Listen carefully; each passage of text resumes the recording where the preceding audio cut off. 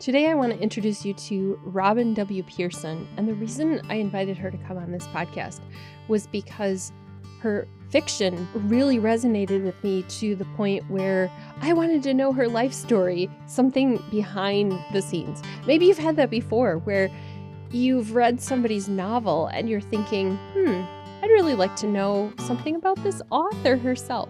So that's what you get to have today with Robin Pearson. We're going to talk about her book, Walking in Tall Weeds, talk about a little bit of her writing journey and how God brought her through some of the waiting and the hard times that come along with that, and her life as a homeschooling mom of 7 children. So I hope that you enjoy this interview as much as I did. Robin is delightful, and I really love her book. So you're going to hear me recommend that a couple of times.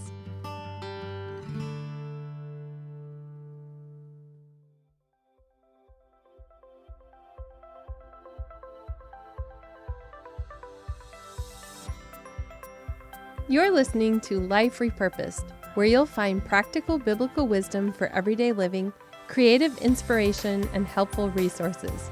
Grow your faith, improve your relationships, discover your purpose, and reach your goals with topics to encourage you to find hope amid the trashy stuff of life. Thanks for joining me today. I'm your host, Michelle Rayburn. I'd like to introduce you to my guest today, Robin W. Pearson. Her writing sprouts from her Southern roots, her faith in Jesus Christ, and her love of her husband, 7 children, and 4-legged baby Oscar. She's the author of the Christie Award-winning A Long Time Comin', Till I Want No More, and her latest, Walking in Tall Weeds. Follow this homeschool mama to hear her adventures in faith, family, and fiction. I am happy to have you joining me on this chat with Robin Pearson today. I want to tell our listeners what I was just telling you off air. I invited Robin on here because I read her novel, Walking in Tall Weeds, and I'm so picky about the fiction that I read. And as I was reading this book that was gifted to me by a mutual friend, there was just something about it that made me say, I want to know the story of the author, not just the book that you wrote. So that's why Robin is here today. So thank you so much for putting these stories down, but thank you so much for living a life that exemplifies what you teach. Oh, wow. Thank you. Thank you. Yeah, I've been stalking you a little bit on your website to Oh, no. see. So you've seen me whine, then you've read my I love how you're real about relationships, about life. You have practical things, the same thing that you have in your fiction with, well, even on the book resource that you have recipes and just practical things mixed in with truths about relationships. So before we get into talking too much about the heavy stuff, I just want to know, what do you do when you get a moment to relax? You have Wow. 8 kids, so do you have those moments? Well, I've 7 and 7 my yes, kids. and my dog. So my kids probably think he's one of them the way I behave. So, but what do I love to read. At least I used to in a former life. But I love word puzzles. I love, doing jigsaw puzzles. I love number puzzles. So I think I don't know if that goes back to just, questions that you have, like life questions and just wanting to be able to figure them out. And that's why I love math as well. And there's an answer with it. So something about putting things together and knowing there's an answer and working toward it and working toward this finished thing. I don't know if that all kind of goes together, Yeah. because so much in life, there's so many questions that there is no complete picture, there's no complete answer. So there's something so satisfactory about doing a puzzle and doing math and working through a problem. So I love doing those things. I haven't thought about that because, like, when you read a book, it has an end, or when you put a Hmm. puzzle together, it has an end. I have never thought about that. That's really deep. But maybe that's why I like things that I can finish, because Yeah. there are so many unfinished things in Yes. life. So many unfinished things. And even, with I was talking with my daughter today, who's now in the working world, she just graduated from college, um and she sees the difference, just, that little, few months leap into the working world. And Mhm. the checklists, you don't like, check off an assignment and then that's done and you move to a different class. Like now things just kind of ease and ooze into other, things and Mhm. tasks and responsibilities. There just doesn't seem to be a concrete end to things now. It's Mhm. just this links to that, and there's more work, and then there's more work, and yeah. But it's nice to know in life that there is some place where you can put Yeah. glue on the puzzle and hang it on the wall, and it's done. I have found that my kids are both adults now and married, and I have found that life is actually more complicated with grown children than it was when they were Oh my little. goodness, yes.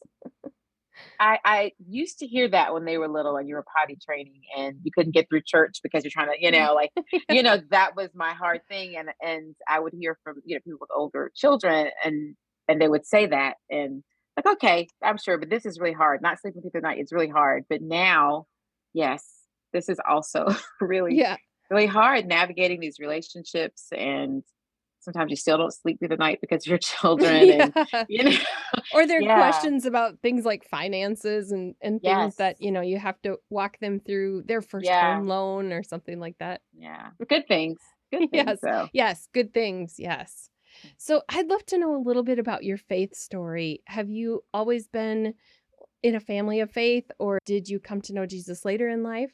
Well, I was, raised in the church. I think Mm. most, a lot of Black people will say it that way. I was raised in the church, and my parents were really active in their Baptist church. My dad was a deacon, my mom was a deaconess, and, they wear their white, suits and clothes on first Sundays. My mother would, wash the, communion cups, and we went to vacation Bible school. We did all those things, Sunday school. My dad was known for we couldn't, do things in the rest of the week if we didn't go to Sunday school, get there on time on Sunday. So we were, going to church, Motivated. very motivated, but it wasn't, I didn't have, I feel like an active person, personal one-on-one relationship with God. I know that, my grandmother, by like, she prayed for me. She was a really, just a joy filled woman.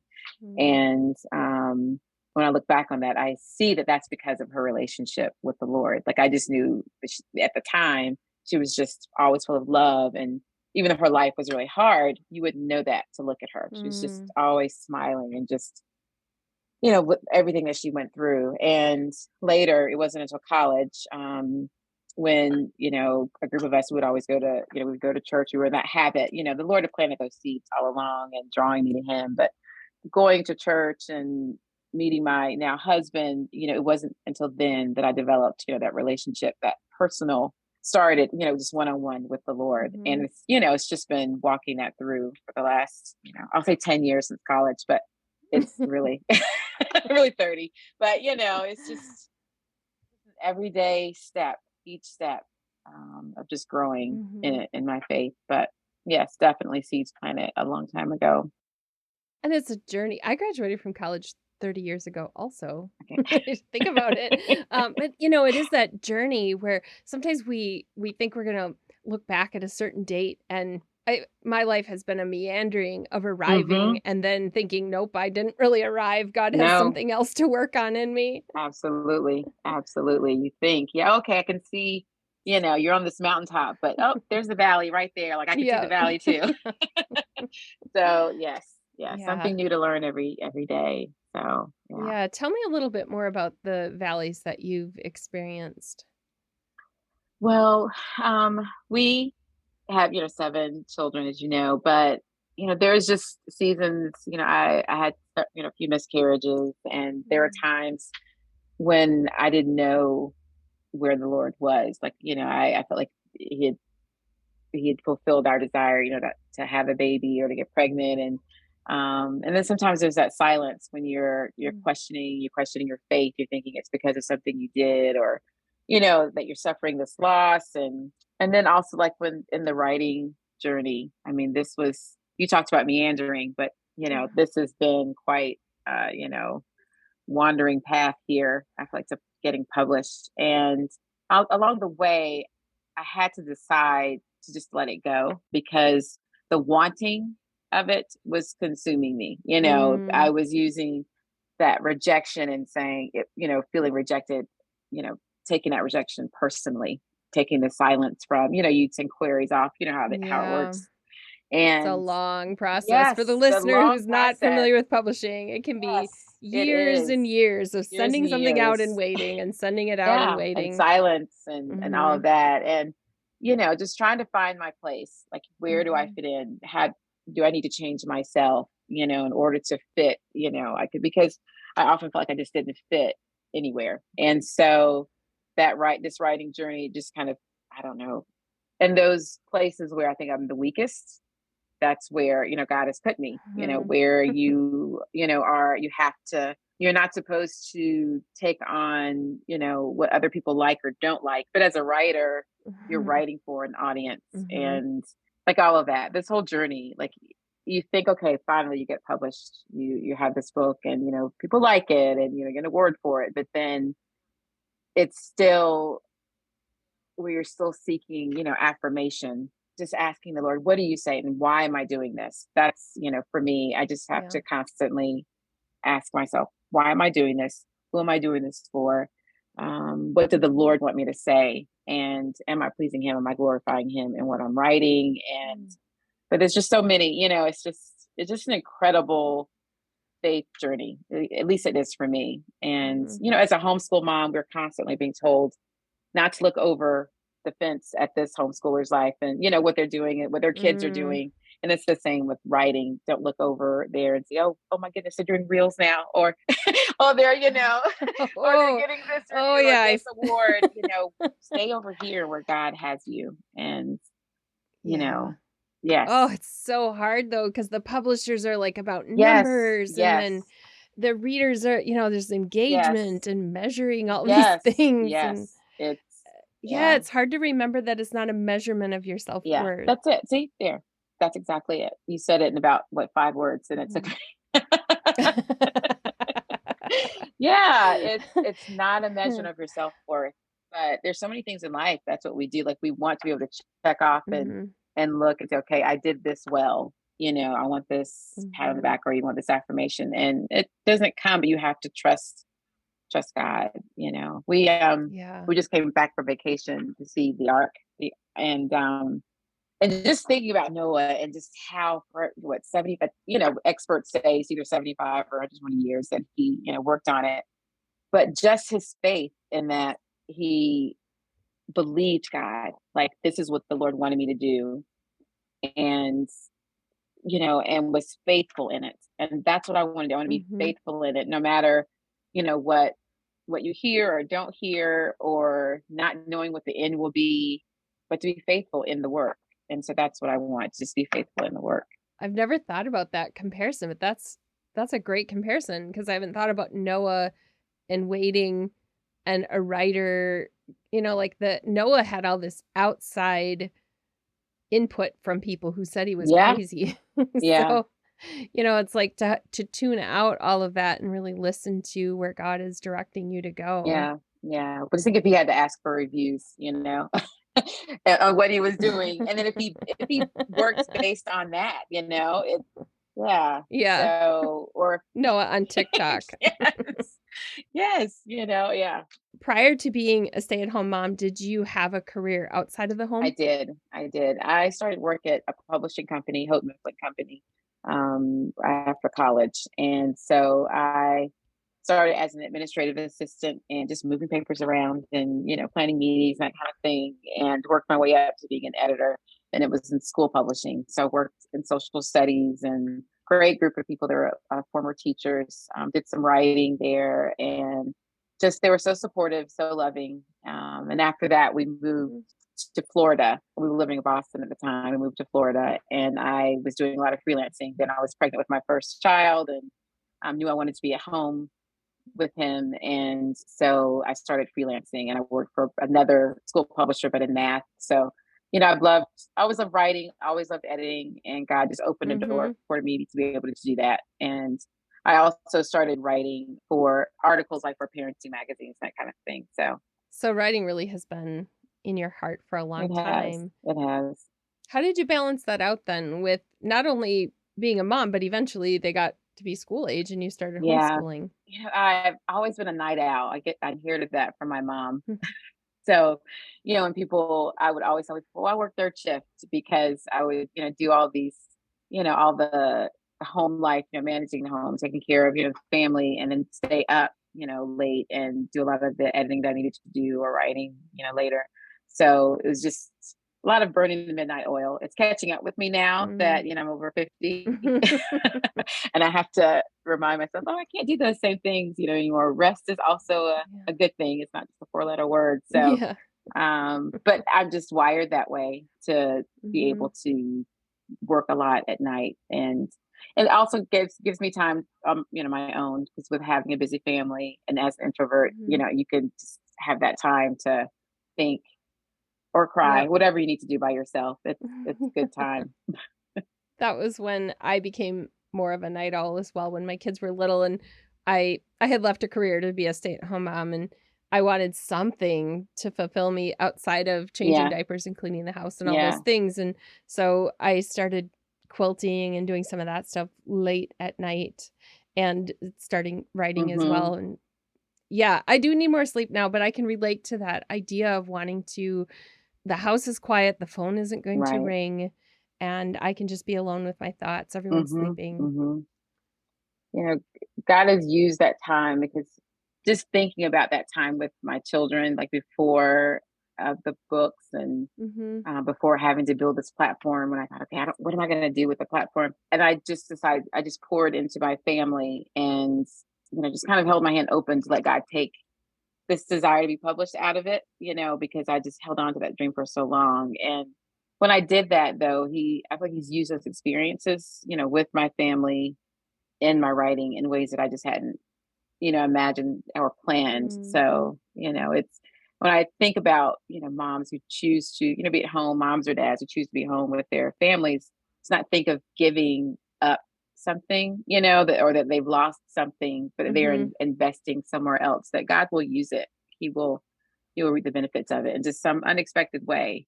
That's so encouraging for the listener who's getting input, just like you have with your writing. People get input from people when they make those other life decisions too. Like I remember when I left my career Mm, as a registered nurse, people saying you're crazy, you're giving right, up your income, all these, and there's all this stuff coming at you, and you have to figure out like what's right, right for your family right. and then pursue that. So for some, it is full time outside of the home. For me, it was being home with the Hmm. kids. I didn't homeschool.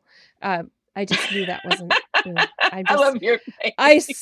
so much respect. Sorry, the listeners can't see me, but I have so much respect for people who homeschool because I couldn't even teach my kids how to play piano without it just turning into I have 2 boys, so it just It's not like didn't when I go say, "Gosh, well. you could eat that?" Like, I admire that you could eat that, but I no. No, I know what you mean. Someone suggested it to us when, we were trying to make some home schooling decisions, with our first son, and, like, the cost of private school, like, it was just trying to figure that out, and, we moved a lot, my husband's company, and when they suggested homeschooling, I thought, "Okay, well, that's good for those people," but, I just knew my personality, and I just didn't feel, equipped, or, just basic things, I don't Mhm. grow stuff, I don't, sew stuff, just those kind of ideas, and just the time to myself, things I wanted to do and accomplish. And, God just changed those dreams and goals for us. And it has worked out, for us. I never imagined 7 children at the time. I think we, 3 when we started. So, it's just different. It's a different. He always says that, though, doesn't he? Like, he works things out Yeah. so much differently than we think we have laid out for ourselves. Just like when you were asking, a few minutes ago, why Yeah. does God make you do hard things? These are the questions like, "God, why Yes. do you always give me challenges?" Or, "Why Yes. do you take me in directions that I didn't plan Yeah. to be a stay-at-home mom?" Like, I when I was in college, I had a career in mind, and I Mm-hmm. was all about money. I was gonna make money, and God Mm. completely changed that. It was and that's part of Mm-hmm. my life repurpose story. Each of us has those elements where Mm-hmm. he's repurposed something. This episode is brought to you by the book and Bible study called The Repurposed and Upcycled Life When God Turns Trash to Treasure. Are there experiences you'd rather toss in the dumpster? Discover the repurposed and upcycled life. This Christian living and humor book and accompanying Bible study will help you see how some of your greatest disappointments, mistakes, and hurts can be beautiful treasures from God. Move forward with new purpose even in the midst of the trashy stuff of life. The workbook includes small group discussion, Bible study, doodles to color, and optional at-home applications each week. This is a study for busy women with easy prep for leaders and very little homework for participants. This simple format is welcome for busy women who are looking for deeper relationships with one another without the burden of extra homework. You'll find more about the best-selling book, The Repurposed and Upcycled Life, When God Turns Trash to Treasure, at michellerayburn.com.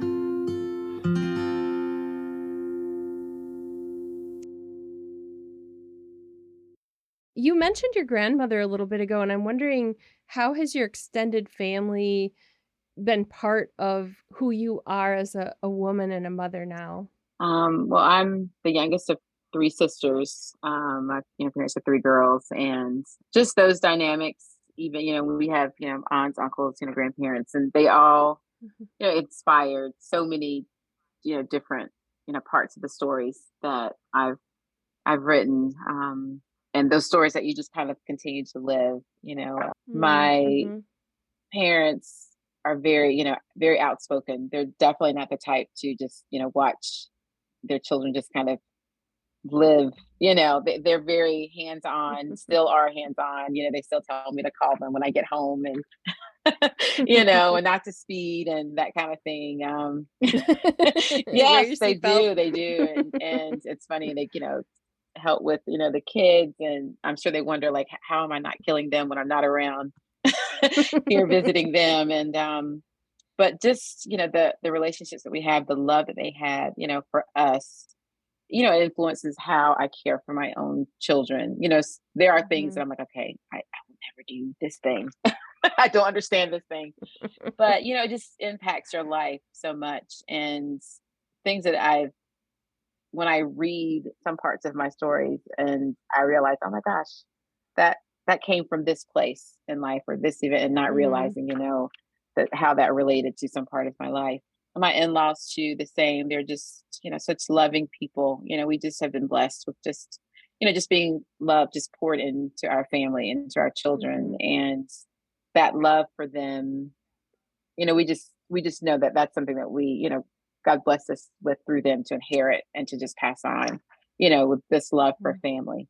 I love being around them, even being an introvert, I love being around my family, and I've just learned so much from them. These new relationships we talked about, like with adult children, and, still having little, Mhm. children of a 10-year-old who's now 10. And so they just teach you so much about faith. They teach you so much just Mhm. about, prayer, constant prayer. And they prayed for me in those days when I, hadn't found a publisher. We would have, we'd pray every Sunday night together. And I could look back through some of the journals where they, were praying, well, mommy to get a publisher, mommy to get an agent, mommy to, Mm. and so just they Mm. were right there with me in this. And so we celebrate together because it's been something our whole family has just been invested in. So it's just, they're a blessing. They, crack me Mhm. up. But yeah, they're such a blessing. It's just been, just grown together.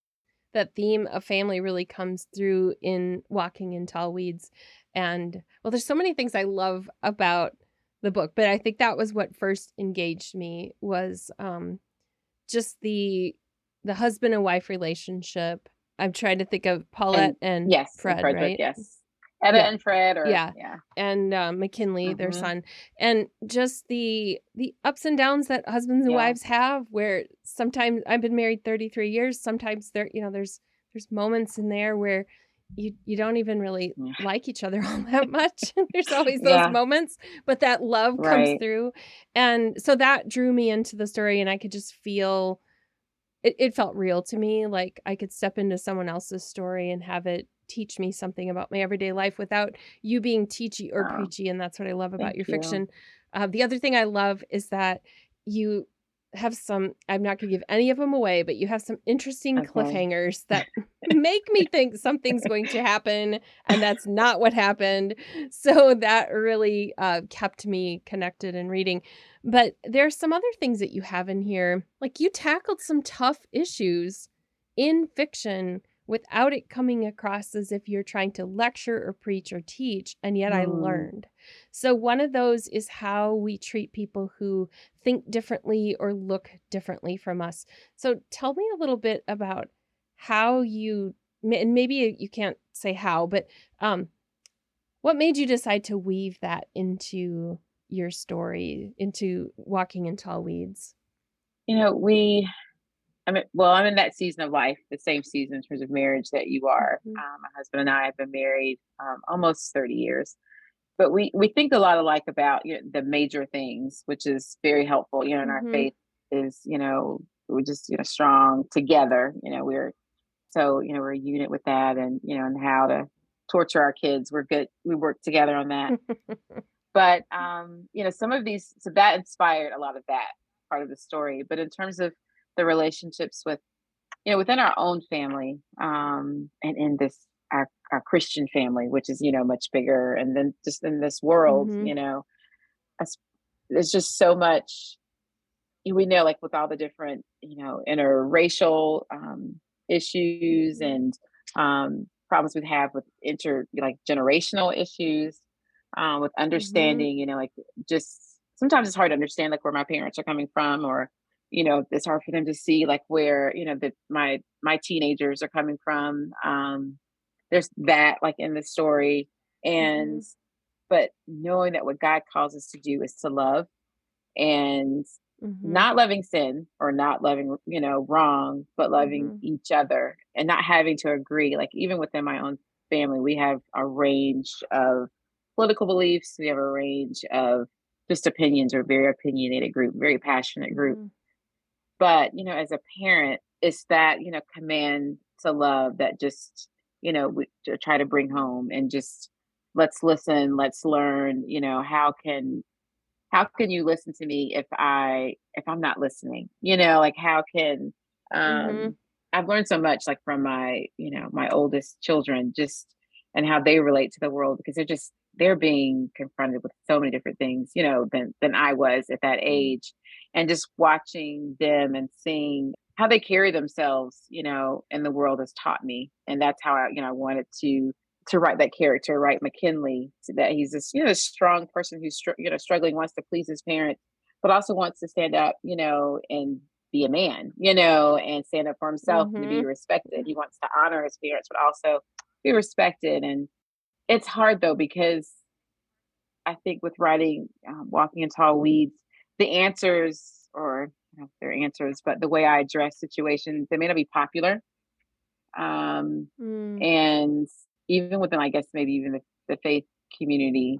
But I always want to, point back to Jesus, and not to say Mhm. it's easy, it's not an easy Mhm. thing, but this is, what, just loving in spite of, and loving because of, and Yeah. loving through. And that's the message I really wanted to, it, Mhm. it doesn't matter, how you look or where you worship, you know, the church where I attend, it's very, we have all colors, and I love that, because you think about Sundays and how divided we can be, just on Yeah. that one day, so yeah. So I just wanted to write a story that I felt like would, be a mirror, I guess, for people, for me, as well Mhm. as, for parents, for people in our communities, for our pastors in our churches. And it's a big responsibility, I think. Yeah, what I love is that you can get into somebody's mindset in a story and reflect what people in real life might be thinking and address it, but without it sounding like it's right or Hmm. wrong. You're like, the main character can be thinking something about somebody walking into Hmm. church and they don't belong here, and you can read the thoughts in a fictional character. And so it made me examine some of my own thoughts and to ask me, ask myself, have I thought this or have I responded this way? Mhm. I mean, you cover so many things like a son keeping a secret or a husband keeping a secret from his wife or um, racial inequality or the way people perceive other people based on Mhm. tradition Mhm. instead of on who they are as a Mhm. person or judging a woman because she can't cook. Right. I mean, there's like so many Right. different like you're the ways you demonstrated are diverse. So I love that. What would you want people to take away after reading, especially Walking in Mhm. Tall Weeds, because that's the only one Mhm. I've read right now, but I know that your other fiction is probably just Yeah. as rich and deep So, as this one. I hope they enjoy it. I know that, but it, you really hit the nail on the head. Like I didn't want to give, necessarily like an answer. This is what we should do. I did want to Yeah. reflect. Like these Yep. are the different, as a believer, we're going to go through the same problems as the world. It's just how we respond to them and how we Mhm. in ourselves, like what things we want to change. That's the difference. And so that's what I hope that people will. I mean, some things are natural, like you're going to, we're going to jump to Mhm. conclusions. We're going to have personal Mhm. preferences. We're going to have dislikes, and we're going to get angry or frustrated, but how do we respond? Like, how do we change? So I want people to be able to see themselves, in the book and be willing to change or to not feel like it's about someone else. It's easy to say, I don't have to deal with this problem. That's not me, that's them. Or to see this, as an African American family, it's a family. And to Mhm. read it just as a family, as a story, and to be able to connect with the story and not feel like it's about other, or someone else. So that's, Mhm. Yeah. that's my hope that, that anyone will be able to pick it up and be able to connect with the story to show like we Mhm. have these thoughts and not to show judgment, but these thoughts are there to really kind of put you in the story. And I hope that readers will just be able to just jump into the story. Yeah. I think that's why it resonated with me so much because to me fiction needs to be entertaining, which is, you have lots of entertainment there. So that's Mm-hmm. that's partially why we pick up books. But I also pick up books because I want story to change me. I do that with movies too. I want the Mm-hmm. movie to somehow make me feel so I don't Yeah. just walk away and say, well, that was nice. And so it's like I think that's what I found to be really rich about your book was that I didn't just walk away and go, Mm-hmm. well, that was nice. It made me think. Well, thank And you. I like fiction that makes me think. I just write everyday things, because that's what that was one thing that almost stopped me from Mm-hmm. writing or thinking that I couldn't be an author because I didn't live this, fantastic life, traveling, and flying hither and that. Yeah, I just didn't, that wasn't my life. But I did want to write relatable fiction. Like this is where I saw Jesus or this is my everyday and it's still important. Like what I'm doing is important, even though it may be, just cooking a meal for 20, 20 children. But, there's an importance there and there's something to be learned in what we're doing and that someone else can be blessed by what you're doing. And so that's what I hope when I'm writing that's what, I'm accomplishing, I guess. And Walking in Tall Weeds is about, like, a week in the Yes. life of the Yeah. characters. Yeah. So, it's like a lot happens in their week, but Yes, but I hope people see, okay, they still live on. Just like, we go through a lot. Like this week for me has been jam-packed. It's just Thursday. yeah. But you might peek into this week, but when we end this call, your life will go on with everything that you have to do, and so will mine. And so that's what I want, when people read the book to have the sense that the Baldwins will keep living, after they Yeah. stop, but they did get through this thing, be another thing that comes. So yeah, Yes. and that's how life is. Yeah. Yeah, that's how life is. Yes, that's what I it's not a book that ends Yeah. with they lived happily ever after, but it's very So satisfying. The ending is satisfying. So that's great. Where can people connect with you, Robin, if they want to find you online? it's at robinwpearson.com. I have a website and you can sign up for my newsletter. I have that I put out about once a month. I wish I could say it's every like the first, but sometimes it might be the fifth or it might be the 15th because real It's life whenever happens. feels right. Yes. And I'm on Instagram at the same. Just look for, Robin W. Pearson. And I have an author page on Facebook. So you can find me there. I do like to, write, to blog some. So Mhm. yeah, you can find me. You can catch me when I'm not, cooking or sleeping. That's where you can I'm find gonna me. link to that in the show notes, and also, I wanna encourage people to get the, book is it a book club discussion guide? Is that what you Yes, call it? yes, it's a book club Yeah. kit, and if you've read the other books, they're also on my site with For Till I Want No More and For a Long Time Coming.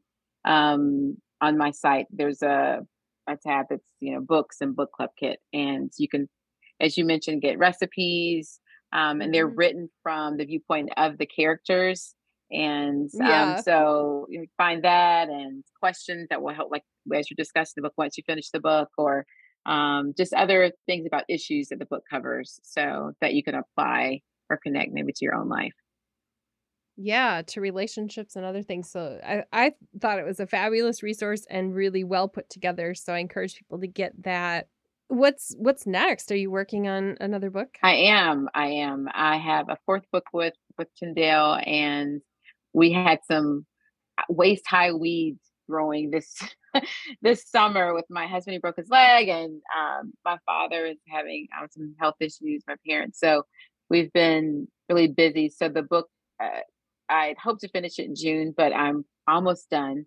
So turning it in this month, and it should come out next fall. So really excited about Mm. that, and it's about again about family and just how, I don't know if with your son, something can happen in your family, and there'll be, you know 25 different, viewpoints on that event and how it impacted them, and so Mhm, that's kind of what the story is about, and mhm, that some certain things that really greatly impacted, these women, and it's affected how they live, how they love, how they parent, but they all have a different view of what the event was. I can't Yeah, wait. good, I'm good, looking good, good. forward to it.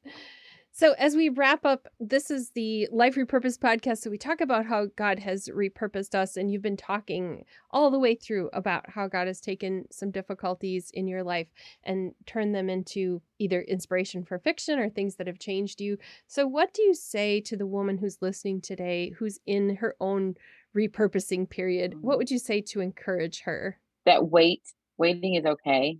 Um, Not knowing is okay, but just to continue being faithful in this place where you are in the work that you're doing, that God will use it. There are times that went through with my children when I thought I was being just a mom or just a homeschooler, and people would ask me what I did, and I would say something else. Then I'd say, oh, and I also homeschool, instead of just being full in and just grateful for this time with Mhm. my children, and just being grateful for where you are, Mhm.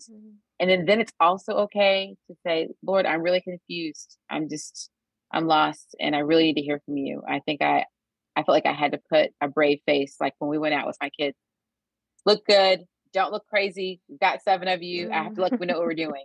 We feel like we have to do that with God, and we don't have to be that way. Like, the Lord knows you're crazy. Like, he knows where you are, and you can cry out, and your hair can be messed up, and you can be struggling. Like, it's okay to, like, you're struggling. Amen. And for so long, like, I just did not want to admit the struggle and the pain and the sorrow over, I felt like, lost dreams. But God, he met me. Like, he really has just, held me close, and, showed me, just be who you are. I created you and this time for you, and all these crazy circumstances for you, and I will use it. Mm. So I just hope whoever, it feels like they're in the wait, that they're waiting for that thing. Your thing may be where you are right now. Like, that's your thing. And to do it as unto God. And he will, he will use it for his glory, and he will use it for your good too, not just, so just the wait, I guess. Thank you so much for sharing that. I appreciate it. I know my listeners do too. Thank you for spending some time with me and letting us have a little glimpse into the author behind the fiction. I hope that we get to meet in person someday, somewhere. Yes, that will be lovely. That will be I would lovely. love that. You'll find a link in the blog post that goes along with this episode at michellerayburn.com/147. And there you'll get a link to Robin's website, to her book, and to everything else we talked about in this podcast. So thank you so much for listening today. I hope you enjoyed this chat as much as I did. I will see you again next time. You've been listening to Life Repurposed with Michelle Rayburn. Check out tips, resources, and inspiration at michellerayburn.com to get the show notes for this episode. Each week, I share links to everything mentioned in the episode, graphics you can share, and guest quotes. Before you go, which friend needs to hear this episode? Share a link with a note to invite them to listen.